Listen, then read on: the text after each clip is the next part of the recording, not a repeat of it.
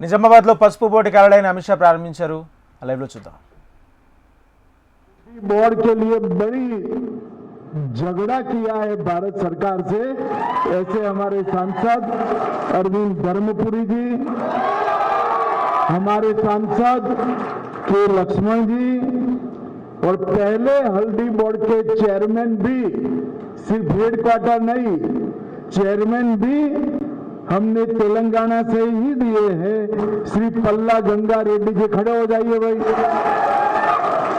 और आज इस सभा में आए हुए हल्दी उगाने वाले मेरे प्यारे किसान भाइयों बहनों, आप सभी को मेरा प्यार भरा नमस्कार। सबसे पहले मैं सभी किसान भाइयों बहनों को विनती करना चाहता हूं कि एक बार मोदी जी के सम्मान में जोर से ताली बजाकर मोदी जी का स्वागत करिए।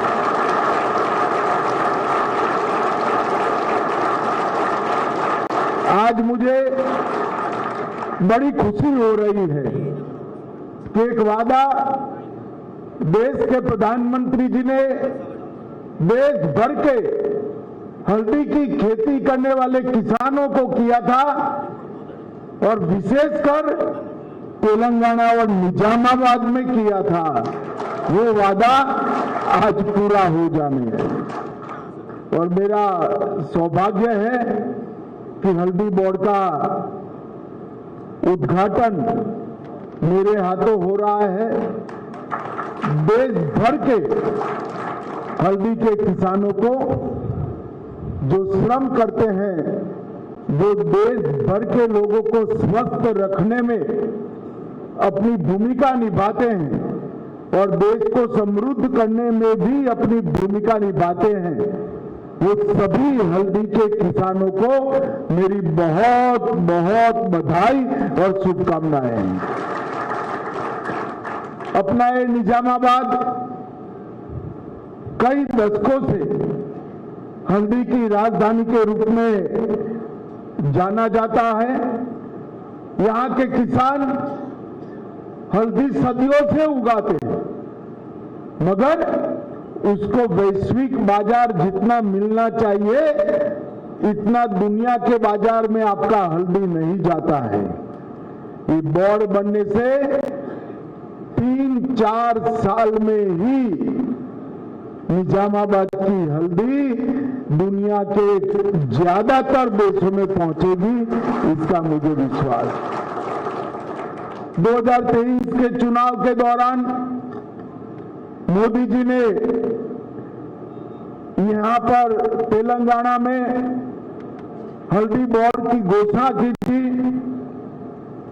अक्टूबर 23 में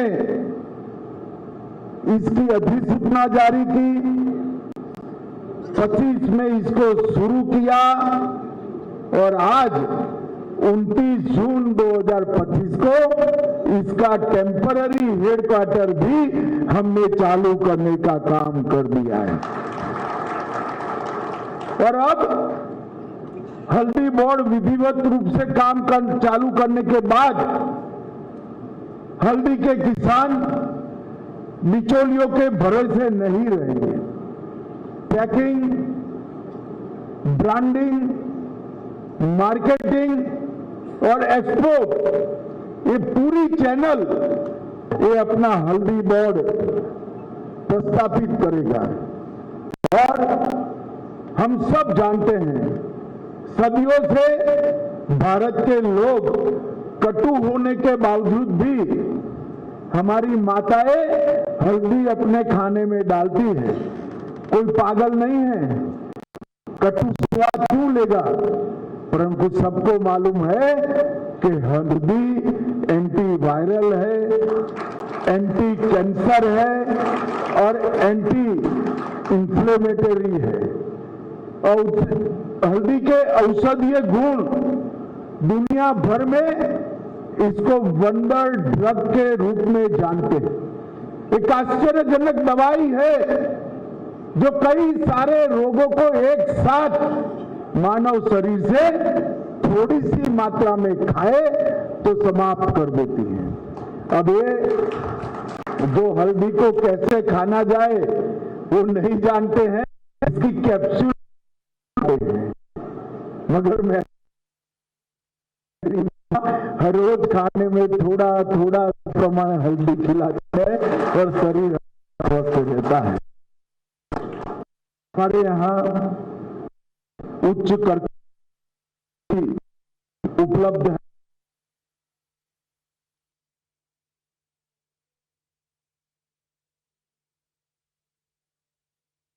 और अब हल्दी का भी जिया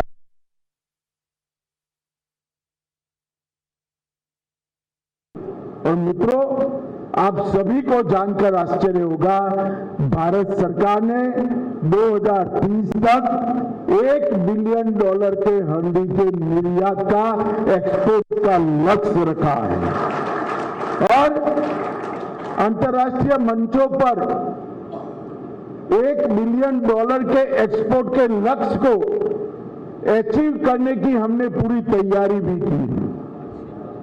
ये जो बोर्ड बनेगा, ये हल्दी की ज्यादा से ज्यादा कीमत हल्दी के किसानों तक पहुंचे, इसके लिए काम करेगा। इंटरनेशनल मार्केट में हल्दी की खपत को बढ़ाने के लिए प्रचार प्रसार करेगा। संभावित बाजार में भारत की हल्दी के अंदर जो औषधीय गुण है, इसका भी प्रचार प्रसार करेगा। इनकी गुणवत्ता और सुरक्षा मानांक विश्व स्तर के हो, इस प्रकार का पैकिंग की भी शुरुआत करेंगे। किसानों को हल्दी खेत से कैसे निकालनी, जिससे एक्सपोर्ट में कोई बाधा न आए, इसका प्रशिक्षण और कौशल विकास, इसकी ट्रेनिंग देने का भी काम करेंगे और हल्दी के स्वास्थ्य वर्धक गुणों पर हम रिसर्च एंड डेवलपमेंट कर उसको विश्व के लिए प्रस्तावित करने का काम करेंगे। तेलंगाना में निजामाबाद, जगतियाल, निर्मल और कामारेड्डी जिला भारत के टॉप हल्दी उत्पाद करने वाले जिलों में होता है। और मित्रों, 2025 में हल्दी के किसानों को 18 से 19 हजार प्रति क्विंटल रेट मिला है। रेड्डी जी के नेतृत्व में जब ये बोर्ड बढ़े चलेगा, मुझे पूरा विश्वास है कम से कम 3 साल में हम 6 से 7 हजार रुपया ज्यादा किसानों को मिल पाए, इस तरह की मार्केटिंग की चयन करेंगे। 23-24 में भारत में 3 लाख हेक्टेयर में हल्दी हुई है और 10,74,000 10,74,000 टन हल्दी का उत्पाद हुआ है।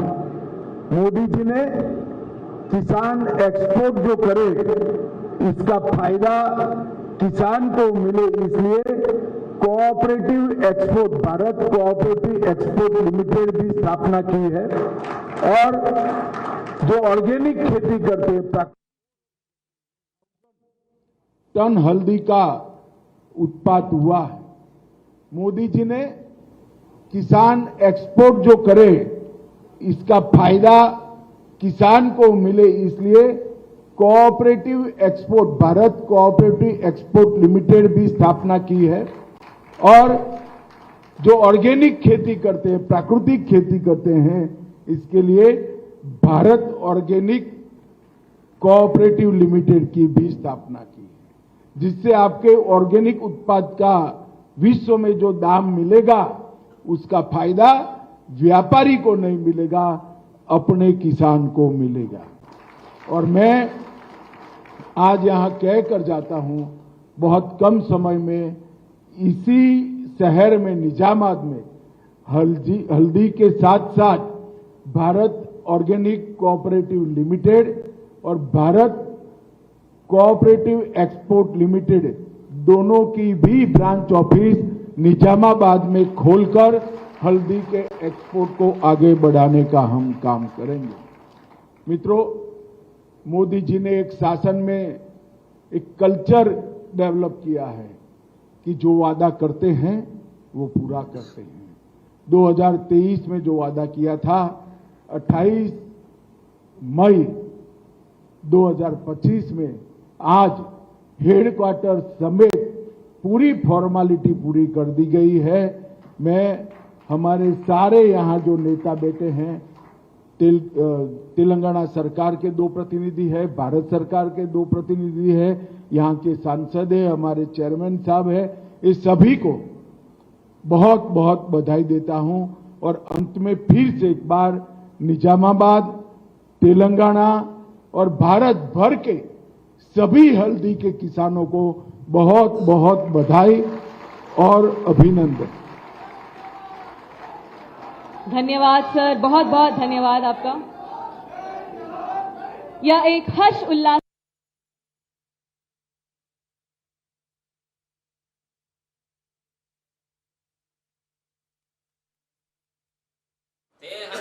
महिमानः योपां पुष्पं वेद पुष्पवान् प्रजावान् पशुमान् भवति।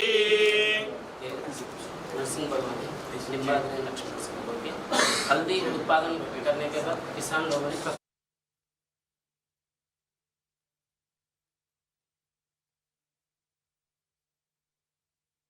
कर्म करिष्ये तदंगतयास्मत् गुरूणां जगद्गुरूणां श्री सत्यात्मतीर्थानां उत्तरादि मठाधीशानां सपरिवाराणां क्षेमस्थैर्य अस्तु नीराजनं कृष्णते वरभैष्मीपते अस्तु नीराजनं कृष्णते मंगलमहानीराजनदीपं समर्पयामि।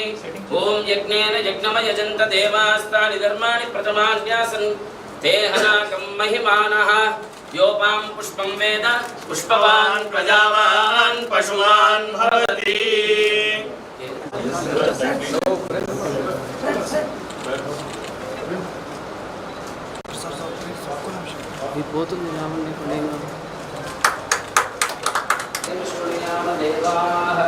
भद्रं पश्येमाक्षभिर्यजत्राः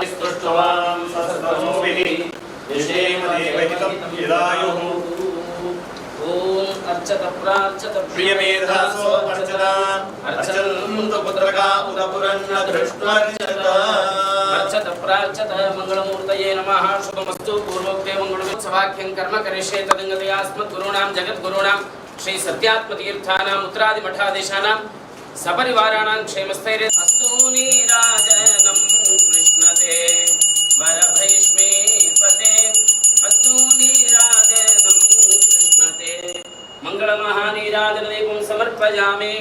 ओम यज्ञेन यज्ञमयजन्त देवास्तानि धर्माणि प्रथमान्यासन् ते हनाकं महिमानः योपां पुष्पं वेद पुष्पवान् प्रजावान् पशुमान् भवति।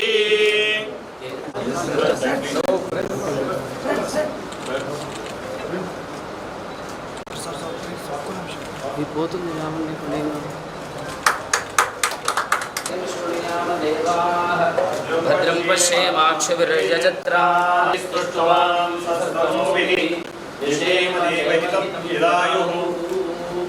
ओम अर्चत प्रार्चत प्रियमेधासो अर्चना अर्चन्तु पुत्रका उदपुरन्न दृष्ट्वर्चत अर्चत प्रार्चत मंगलमूर्तये नमः। शुभमस्तु। पूर्वोक्ते मंगलसभाख्यं कर्म करिष्ये तदंगतयास्मत् गुरूणां जगद्गुरूणां श्री सत्यात्मतीर्थानां उत्तरादि मठाधीशानां सपरिवाराणां क्षेमस्थैर्य अस्तु नीराजनं कृष्णते वरभैष्मीपते अस्तु नीराजनं कृष्णते मंगलमहानीराजनदीपं समर्पयामि।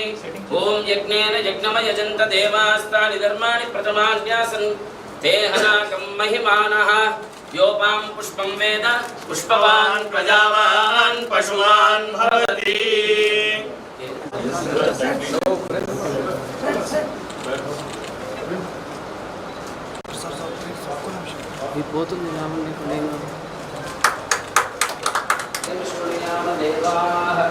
भद्रं पश्येमाक्षभिर्यजत्राः